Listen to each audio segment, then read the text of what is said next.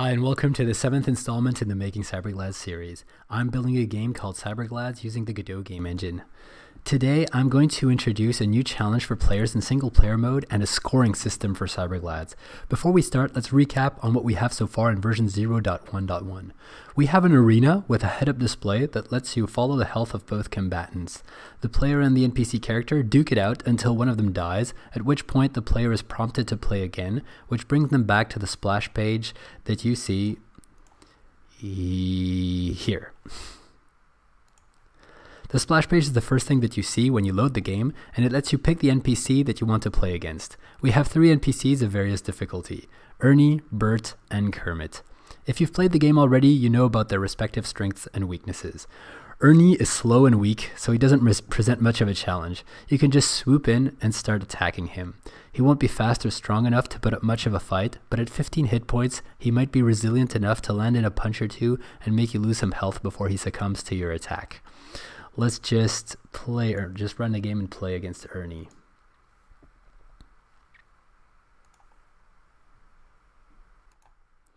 Right. So Ernie, as you can see, is really slow. So I'm just going to go in and I'm just going to hit him. Yep. I got him.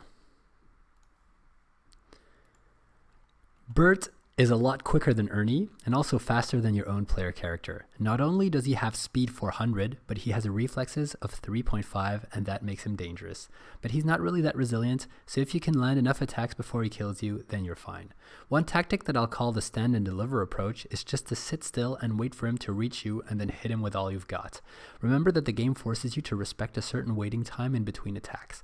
Your big club isn't an automatic weapon. You have to raise it above your head and give it a big swing to whack your opponent with it, and that takes a bit of time.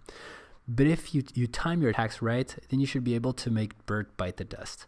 With this approach, though, you're bound to lose a few hit points along the way. Let's try our luck against Bert.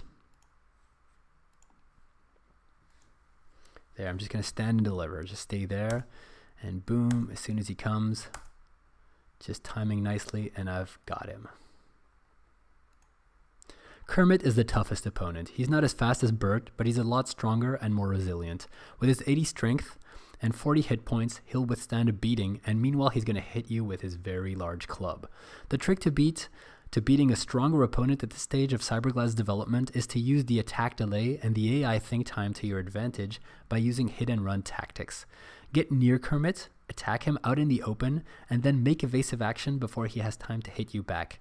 It's not very easy, but it's definitely feasible once you get the hang of it. But if you let him corner you where you can't escape, you're going to be in trouble. Okay, let's try my luck against Kermit. Here we go.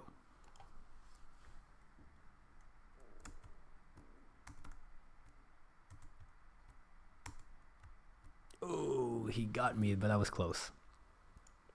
It's also possible to beat Kermit using the stand and deliver tactic, but it's much riskier and you need to time it perfectly. Right. Let's switch back to Godot editor. With a little trial and error, you'll be able to beat all 3 NPCs practically every time. But now I'm going to make the game more interesting in single player mode while still keeping the same 3 NPCs. Instead of fighting them one at a time, I'm going to chain the fights so that you have to beat all 3 of them in a row. To make it more challenging, I'm going to make it so that the player character won't respawn with maximum health between fights, so it will be important to save your hit points for the harder fights. To do this, I'm going to use the global script again and store the value of the player's remaining hit points at the end of each fight. So let's open my global script. Let's go to script,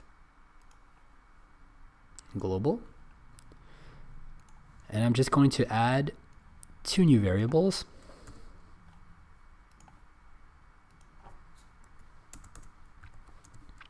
The 3 NPCs flag will just tell us whether we're in the loop where the player fights against each NPC in succession. It will still be possible for the player to just play against a single NPC at a time. The temp health variable will hold the remaining hit points before each new fight in the 3 NPC loop. Let's write a function that initializes temp health to the player's max health and resets the 3 NPCs flag, to false whenever it's called. So here's a new function that just resets the initial values of the two the two new variables. We'll call this function in the global script's ready function, so we're sure to have these values when the script loads. So we're just going to write the ready function for the global script, and it's just going to reset the initial values. We also need a function that will tell us who the next NPC is based on the previous one the player character faced. So this is an easy little function that just does Ernie, then Bert, then Kermit.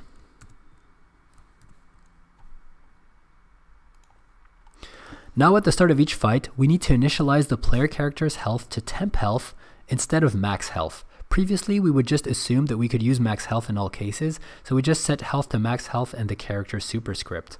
So let's go back to my character superscript that I haven't touched in a while. And here in the onReady function that's called by the ready function, we have this line health equals max health for both players and NPCs, since both player and NPC scripts extend from the character script. So for NPCs, things are going to be simple. We have to treat it differently from the player characters, but for the NPCs, it will still say the same, so we can use the same line. So health equals max health, basically, in the onReady function. So let's just add it once we know the max health, because that's based on this little pattern matching statement. For the player, we need to use temp health instead. So in my player script's onReady function,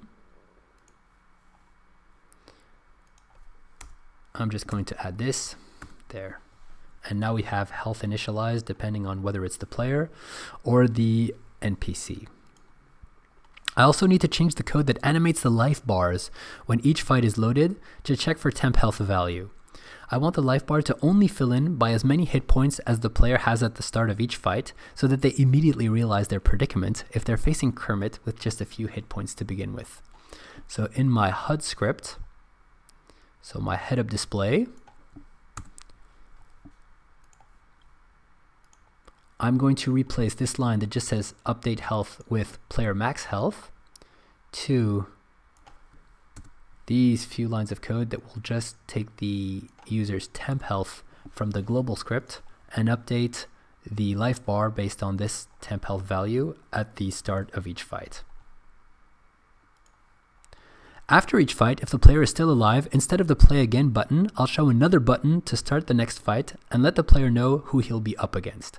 So in my arena scene, so I'm going to go back to my arena scene in the 2D view. I'm just going to duplicate the play again button with just Control D, and this new button I'm going to call play next. I'm going to adapt the text. It won't say play again, but next up, and then just a placeholder for the NPC name. Let's add a function that will let us display the playNext function and set its text value. So in my arena script, I already had a show play again button. I'm going to add a show play next button. So let's move to the script tab, and here I had show play again button. I'll have a similar function for the show next button, and it's just going to set the text, and it's going to replace the placeholder with the global.npc name variable, and it will just show the button. The play next button should just reload the arena scene with the next NPC in the list and the player's remaining hit points from the previous fight. First of all, let's make it so that clicking on the play next button just reloads the arena scene. By duplicating the play again button, we also duplicated its signal, so we'll have to disconnect it first. So let's hit my play next button and go to the node tab here. You see that there's already a signal that's connected, but it was relevant to the play again button, so let's just disconnect that and connect it again to a new function in the arena script, and that should have appeared at the bottom here. It has. And so we're going to replace this function, or the code of this function rather, with some code that just loads the arena scene again if the play next button is pressed. At the end of a fight, there are a few situations we could find ourselves in. If our 3 NPCs flag is set to false, it means that we're not chaining fights and we'll show the old play again button. If it's set to true, there are still 3 cases we need to manage. If the player character is dead at the end of the fight, the 3 NPC loop is over and we should show the play again button. If the player character is alive but the last opponent was Kermit, it means that the player survived all 3 encounters and the loop is finished. Finally, if the player is alive and the last opponent was anyone but Kermit, we should display the play next button instead of the play again button and update the NPC name and temp health variables in the global script. Let's break this down in the end of game function in the arena script. So in my end of game function, that's about to become a lot more complicated, I'm going to remove this first line that just stated that we should always show the play again button at the end of the game, which is no longer going to be the case. And we're just going to replace that with a little if statement that I'm going to properly indent.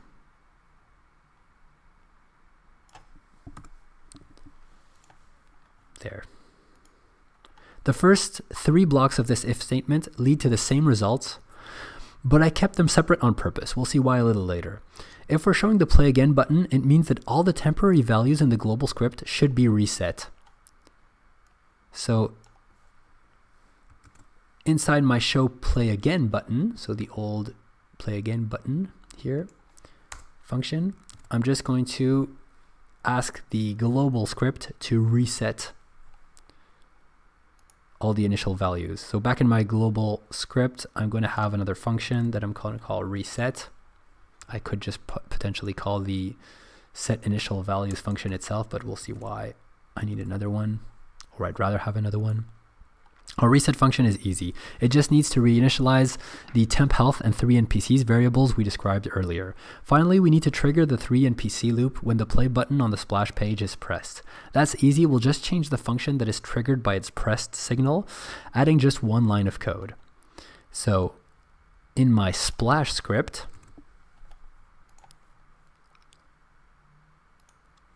I'll just change here the on play button pressed function to just set the 3 NPCs flag to true, because if we hit that button, it means we are entering the loop and we want to play against the 3 NPCs in a row.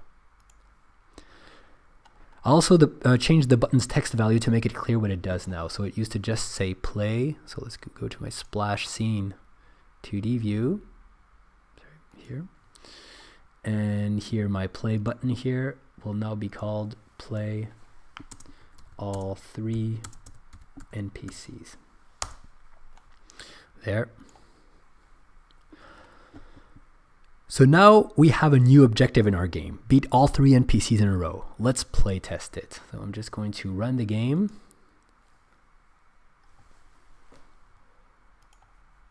And I'm going to try. Sorry, that's not the right scene. Here we go. And I'm going to try to beat all 3 NPCs in a row. Okay, first up Kermit. Let's see. I'm going to try not to waste too many hit points against him. Here we go. Oh, but he did. Okay, so I still have 11 hit points at the end of my fight against Ernie. And now I have Bert. Okay, I'm just going to use the stand and deliver approach. I'm just going to try to... Ooh. Okay, I got him, but I only have 6 HP left against Kermit. It's going to be hard. Okay, let's give it a try. I'm going to have to be better than last time. Oh, he got me, but he only has 7 hit points left. Okay, that wasn't all bad. Switch back to the Godot editor and kill my game. Right. It's definitely possible to beat all 3 NPCs in a row, but it's pretty challenging. Now let's add a scoring system to evaluate how well we've done, even if your character doesn't survive all 3 fights. I want the score to be a feature of the game itself, and to even alter the way players play the game. The scoring system will take 3 things into account: who the opponent was, meaning beating Kermit will be worth more points than beating Ernie or Bert, how many hit points the winner of the fight had at the end, and how long the fight lasted. The last 2 points will count in favor of the players in case of victory, but they'll count against them in case of defeat. Specifically, if the player defeats the NPC, the shorter the fight was, and the more hit points the player still has at the end, the higher the score. If, on the other hand, the player was defeated, the score is better if the fight was longer and if the NPC has few hit points by the end. You can even end up with a negative score if you were easily defeated by the first NPC.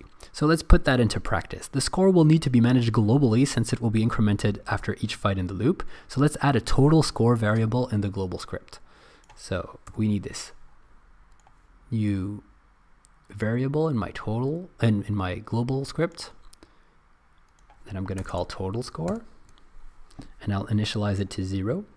When the loop ends, we'll need to reset the score to 0. So let's update the set initial values function. It will just reset the score, the total score, to 0. Now let's go back to the arena script. We're going to write a little function that calculates the player score for a single encounter based on the 4 criteria I mentioned: who won the fight, who the opponent was, how many hit points the victor had at the end of the fight, and how long the fight lasted. So in my arena script, I'm going to add a new function that I'm going to call getBattleScore. So let's just save the global script, move to my arena script here, and just before end of game, we'll want these two close together. I'm going to add this new function, getBattleScore. So this function looks a little bit involved, but it's actually pretty straightforward. Depending on whether the player won or lost a fight, I'm going to add or remove points based on the opponent's name, the value of remaining health, and elapsed time. We'll need to pass the correct values of these parameters when we call the function. Notice that I've set some arbitrary thresholds for each parameter. I'm probably going to have to tweak them in the future. In the end of game function, we already know who won and the name of the NPC. How do we figure out what the winner's remaining hit points are and the length of the fight? Let's get the remaining health values for both the player character and the NPC in the end of game function. So I'm going to add some code to my end of game function. Oops, sorry, I had it just afterwards.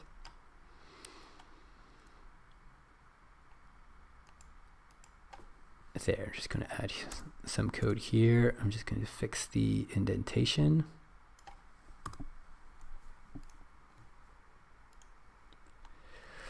Our remaining health parameter should be the player's remaining health in case of victory and the NPC's in case of defeat.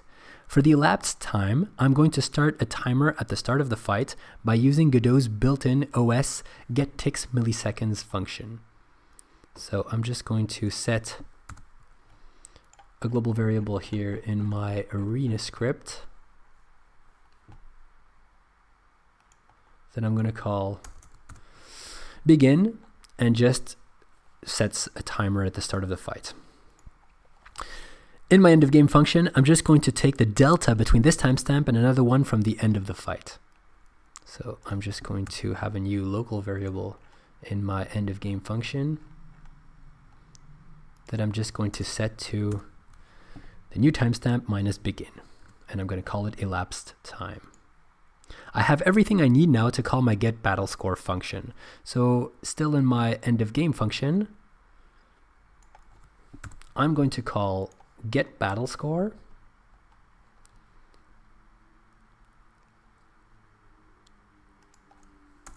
just going to add a few spaces here because it's getting a little crowded. So I'm calling the getBattleScore functions. I'm passing in whether the winner name is player or not, so basically who won the fight, who the NPC name was, who the opponent was, what the remaining health of the victor was, and the elapsed time, so the time the fight took.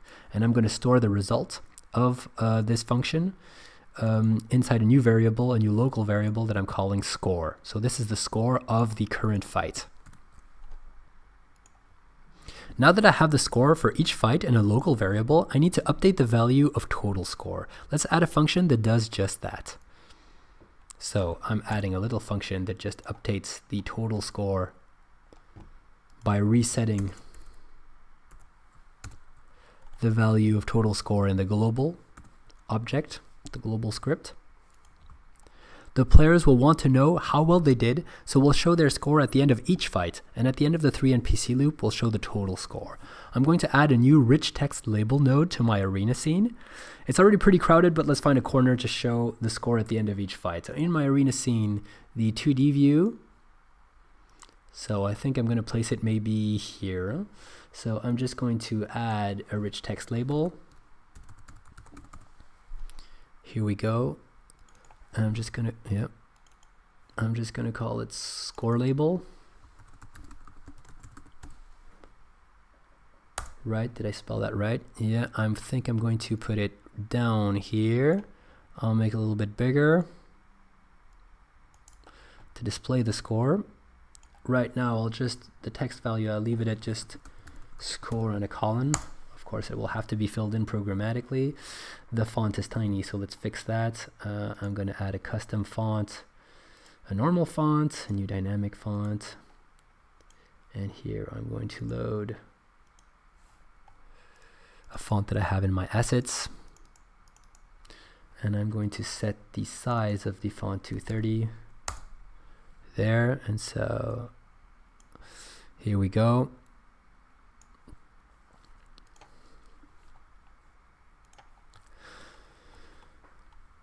And now, one last thing I need to do here is set the score label's visibility, default visibility to invisible. So we'll set visibility visible off because we don't want to see the score by default. We want it to appear at the end of each fight.